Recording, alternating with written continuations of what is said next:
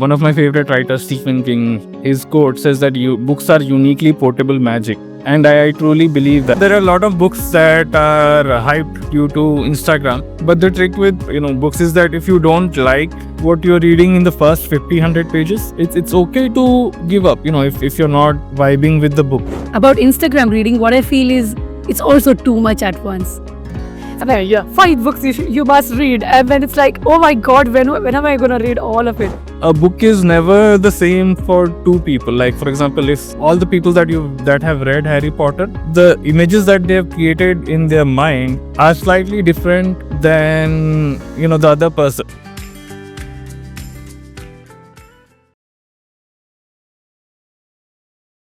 Hello Sanjeev, a very warm welcome to you at Which Are Wife Studio. How are you? I am good, Priyanka. How are you doing?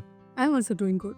So today we are gonna talk about reading a lot, and you are one of the most well-deserved person to be here because you are the most consistent reader that the three of us know. So that's why you are here. So first of all, thank you for being here, and I hope all of us learn something today and be again very motivated on our reading journey.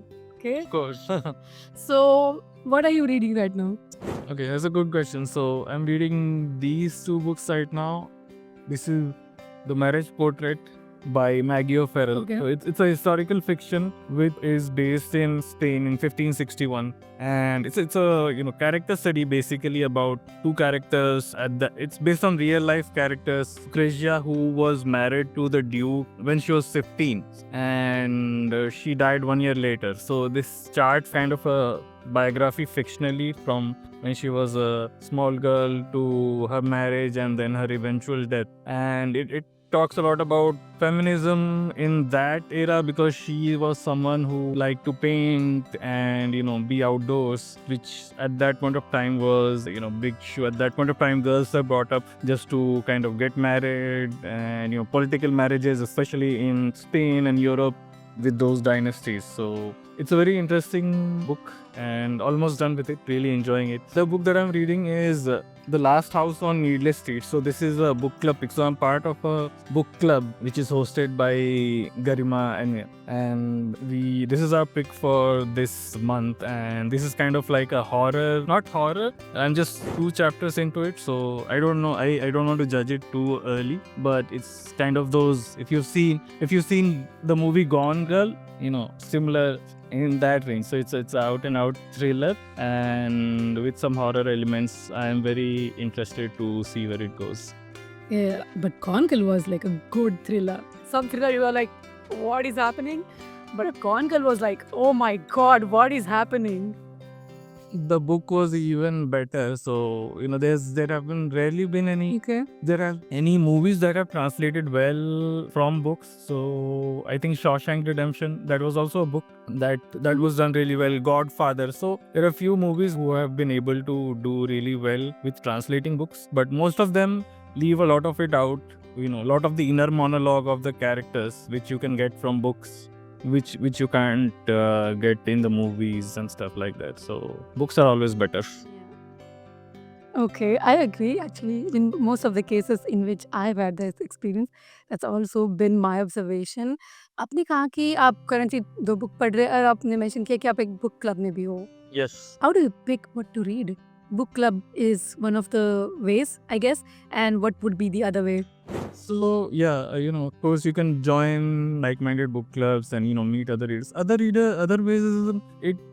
Once you start reading, you find your genre. So there are different types of genres. There's literary fiction, there's historical fiction, there's science fiction, and there's horror, fantasy. So as you read different types of books, there will be always the one genre which you would want to go back to. मतलब वो होता है, as in you get attracted to some books, and then once you finish them, I want to read more of this type of books, or I want to read more of this writer. So that is how you go. And of course you have a lot of it, like on Instagram you have a lot of bookstagram influencers, so like people who are always reading and talking about books and different genres, and it's kind of a good community on Instagram. Of course, the Bookaholics page, which is great. So they do a lot of good work, and that is where I met the book club folks, and it's kind of you instinctively which genre you like and which type of books you like to read. Yeah. But I mean, about Instagram reading, what I feel is it's also too much at once. Yeah, 5 books you must read. And then it's like, oh my God, when am I going to read all of it? And then you try to save that reel and maybe come back to it later and you just forget it someday. Then you realize that you have saved 10 of these kinds of reel, And then you're like, Yeah. "Arey, मैं कितनी book पढूं इसमें से?"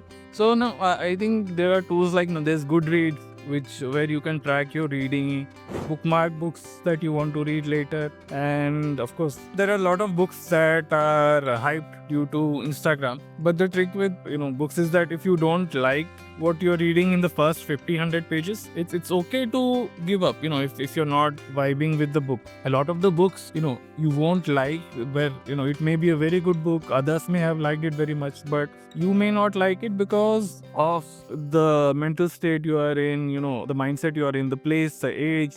So if you told me that at the age of 20-22 to read a lot of these heavy books like Dostoevsky, which is a Russian writer, a lot of these character study books, then I would not enjoy it at all. I would give up. But now I'm at an age where you have learned a lot, seen a lot more of the world. So now you're able to appreciate these kind of books, which with the learning or maturity that you have. And it's okay, it's about reading books that you enjoy. You should not be forcing books. So I am kind of, I'll openly say that I've read a lot of Chetan Bhagat also at one point of time, and a lot of other kind of books. But because at that age, if that is making you read or getting you into reading, do it, but don't force your kind of reading habits, and don't try to be in kind of the in crowd, because read a book just because Instagram is hyping it so much and you want to post a picture of it.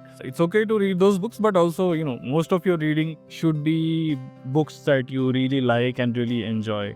Yeah, I completely agree with your point about the Chetan Bhagat books, because I'm from Marathi medium and I've always struggled with my English, especially initially when I went to like first 2-3 years of engineering was always like, oh my God. And everybody used to read, and Chetan Bhagat was like the easy way, You like, it's a good story at the end of the day, like easier English, and that really got me into reading at the first place. 5 Point Someone was the first book I ever read. So, so that's that. Do you ever think about retention? I mean, at this age, as what you are saying, you have read so many books. Do you ever think about, okay, what am I getting out of it? What am I remembering from all of these books that I'm reading?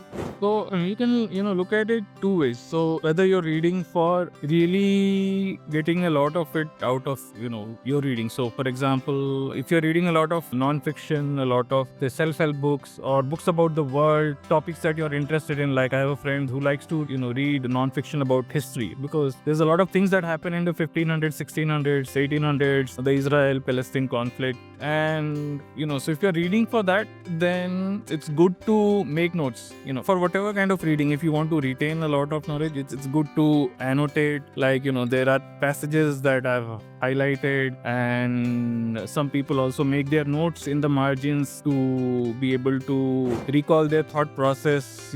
What were they thinking when they read this line? What was their thought process, whether they liked it, did not like it, because some passages you read and it makes you think, and then you want to jot it down. So that is one way. Another way is if you are reading for fun, because reading should not be a task. So you should read what you enjoy, as I said. And if you are not even marking it, but if you are able to retain the message from the book, like if you tell me what is the exact storyline or chapter by chapter play of a book that I've read in 2015, I'll not be able to tell you, but the message of the book stays with you for a long time.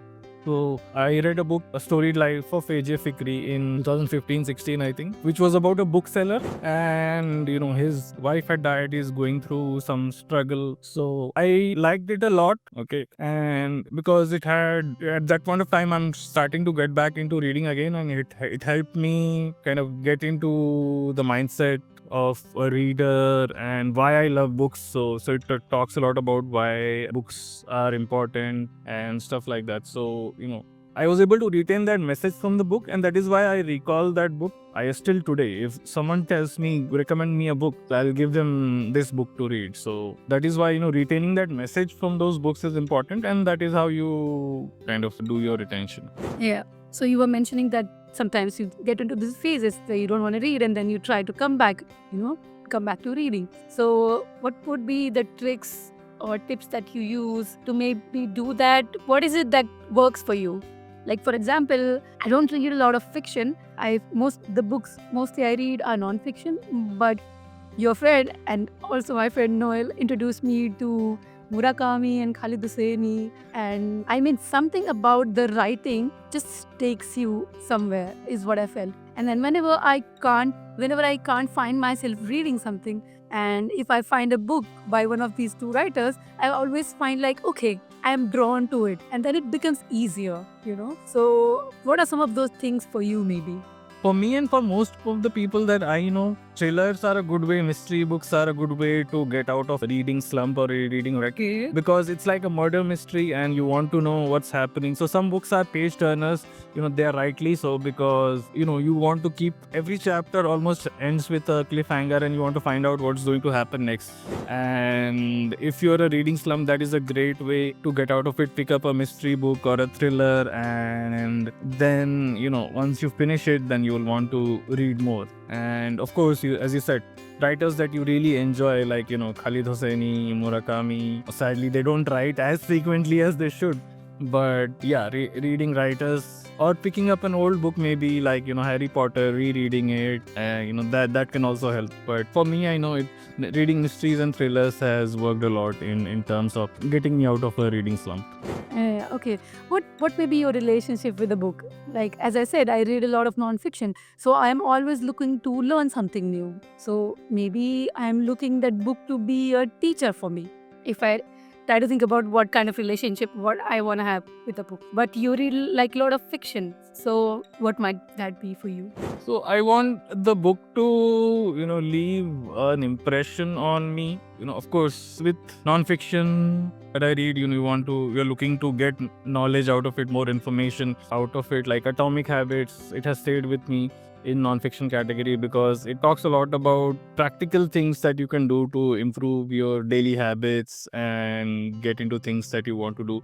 With fiction, it's about again, the state of mind I'm in. Like, for example, if I'm reading a mystery book, then I want to be odd. I want the surprises, the thrills of being, and the book should transport me more. So like a book like Harry Potter, I'm reading a lot of fantasy these days. When you're reading it, your mind should go to be able to imagine those places. And that is why they say that, a book is never the same for two people. Like, for example, if all the people that have read Harry Potter, the images that they have created in their mind are slightly different than the other person, because when you're reading something, your mind is imagining it certain ways. So it should be able to transport you to that level and make you. It's like one of my favorite writers, Stephen King, his quote says that books are uniquely portable magic. And I truly believe that, because they transport you to places, that you've never been to. Like, also with books of Dan Brown, when I was reading Angels and Demons and the Da Vinci Code, the way he's written those, I was able to imagine myself in Rome and Vatican City and all of those places, and it makes you want to go there and see all of those things that he's mentioned about. And so that is what I'm looking to gain from or get from a book. And of course, the type of book that you're reading, it depends. A lot of people like to gain maybe a lot like good characters. So characters written should be not two-dimensional. They should be able to change and grow throughout the book. It's not like a person is starting at point A and he's still at point A when the book ends. So how has the character development happened? How have they changed throughout the course of the book? And whether that was convincing enough. So those are some of the things that book readers look for when reading fiction, especially. So you are talking about the characters being 3D and they finding some growth throughout the book.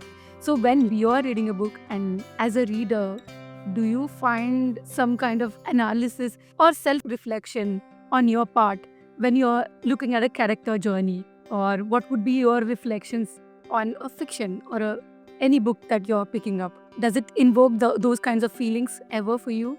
Yes, of course. A lot of the times you identify with the characters, like, you feel for them, you feel like, okay, I've been there as well, and you try to find redemption in that character's arc, because the way they end up, if they, end up happy or things work out for them, you are able to think that, okay, life, a lot of books, they'll give you hope, especially these characters, they give you hope that, things are not as bad as they seem. Things will work out in the end. And that is what a lot of the people are looking for when they're reading these books, that, okay, has that character stayed with me? Would I take that character to a dinner with me or lunch with me or coffee with me? So a lot of those kind of thoughts when reading those books. Okay. Does some character come to your mind who you would take to dinner? I don't know. It's hard to think about right now. Let me think of the recent books that I have read. I was reading A Way of Kings by Brandon Sanderson. It's like a very out and out fantasy book, like Lord of the Rings. And there are some characters in that. There's Kaladin, who's a character who grows a lot, changes a lot. So I think that would be a good character to meet in real life and take on a coffee and really talk. Okay, that sounds interesting. You talk about fantasy books a lot. Would you maybe want to have some recommendations for someone who wants to start in this area? What is a good book to start fantasy with? Fantasy, of course, the evergreen pick is Harry Potter if you have not read it. It's a very...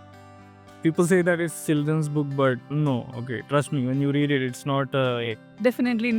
Yeah.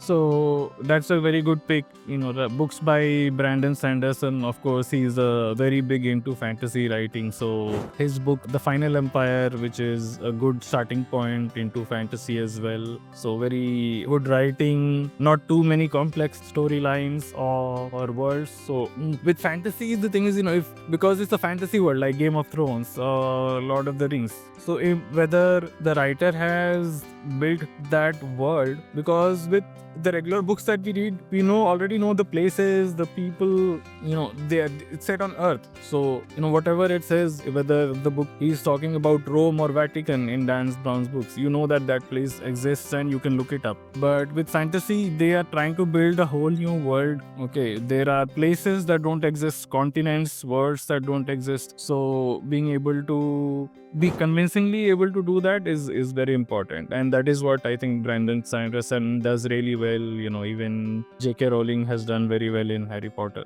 Yeah, I have read Harry Potter like everyone else, but I think for the other books in fantasy, I always wanted to get started, but I never could. But I think Brandon Sanderson sounds like something I could pick up. So thank you for the recommendation. I have also heard Andy Weir. Everybody, like a lot of people recommending that. I haven't read it yet, but that's also something on my list. So yeah, Usually Andy... interesting for you. Yeah, so he writes, it's science fiction basically. If you've seen the movie Martian, that is based on his book The Martian. It's very nice, very well written. It's lots of comedy as well. And Project Hail Mary, I think there's a movie being made on that also. That's also a very good book if you want to kind of read Andy Weir. Okay, thank you for all of those recommendations. I have one last question for you. What would be the one book that influenced you the most? So I think 2 or 3 books, I will not limit it to one. It's very hard for a reader to limit book to one book.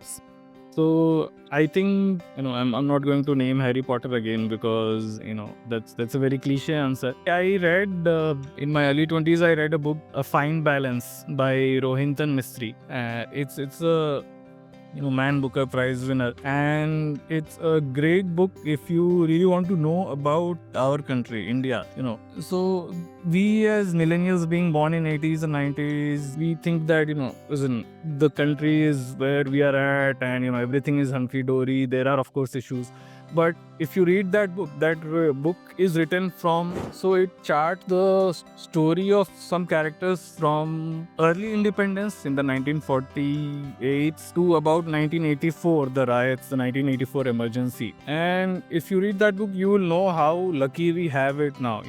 The struggles that the people of our country had in that era when we were a very new nation, trying to, the country was very new. There were a lot of things happening, and at that point of time, trying to grow up, build yourself a life. So there's a lot of things which hit you really hard. Like if there was like those forced sterilizations, the emergency era, So that was a book that had a big impact on me. And after that, I've always had gratitude for the country that we live in, what we have now, versus all the people that have gone through those hardships to get us where we are right now. So, that was one of the books that had a big impact. And of course, The Kite Runner by Khalid Hosseini. I don't think anybody who has read it will forget it. And that just, tells you about, isn't that those characters are so well written that, and it tells you that life doesn't always have a happy ending, for some characters, and it just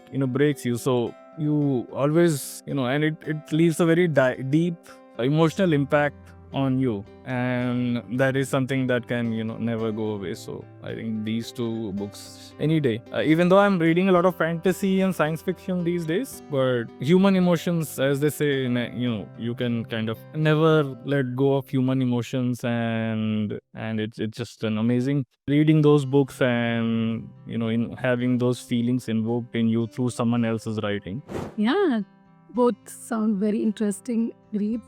Kite Runner I have had the chance to read, but not the other book that you mentioned. So I'm definitely going to pick it up and maybe try to read it. So I think that's the most wonderful note we could end the episode on. I want to thank you for your time here today and giving us all these tips and tricks, and maybe like a sneak peek into your reading journey and how has it been for you, the books you're reading. So thank you so much for that, and thank you for your time. It was really nice talking to you, Priyanka. Thank you. Thank you.